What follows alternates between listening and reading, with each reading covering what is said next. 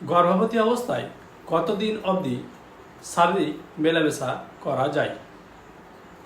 Hello, আমি doctor জানি আলম দেওয়ান, medical officer, Nalhati hospital. আমার চ্যানেলে ফিরে আসার জন্য সবাইকে ধন্যবাদ। গর্ভাবস্থায় যৌন সম্পর্ক নিয়ে কোনো নির্দিষ্ট সময় নেই। গর্ভাবস্থায় যৌন সম্পর্কের আদর্শ সময় নির্ভর করে ব্যক্তিগত আরাম এবং চিকিৎসা পরামর্শের উপর। তো সাধারণত ফার্স্ট ট্রাইমেস্টারে বেশিরভাগই মহিলা ক্লান্তি, বমি বমি ভাব এবং অন্যান্য উপসর্গের কারণে যৌন আগ্রহ কম অনুভব করেন। তবে যদি স্বাচ্ছন্দ্য বোধ করেন এবং অন্য কোনো জটিলতা না থাকে তাহলে সেটি নিরাপদ।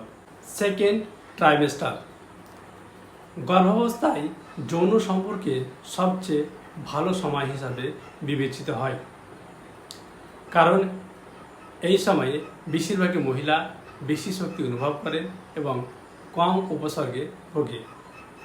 গর্ভবতী অবস্থায় অনেক গর্ভপাতের ঝুঁকিও এই সময় কমে যায়। অর্থাৎ যদি কোনো জটিলতা না থাকে তাহলে ফার্স্ট ট্রাইমেস্টার এবং সেকেন্ড ট্রাইমেস্টারে যৌন সম্পর্ককে নিরাপদ বলে বিবেচিত করা হয়। থার্ড ট্রাইমেস্টার অর্থাৎ শেষের 3 মাস। প্রসবের তারিখ যত এগোতে থাকে ততই শারীরিক অস্বস্তি বাড়ে এবং আকার বৃদ্ধি হতে থাকে, ফলে শারীরিক মেলামেশা চ্যালেঞ্জিং হয়ে উঠতে পারে।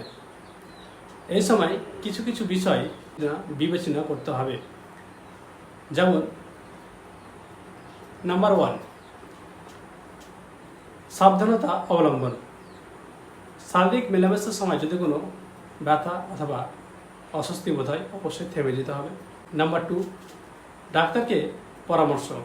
যদি কোনো জটিলতা না থাকে তাহলে যৌন সম্পর্ক করা নিরাপদ, কিন্তু তার আগে অবশ্যই ডাক্তারকে পরামর্শ করা উচিত।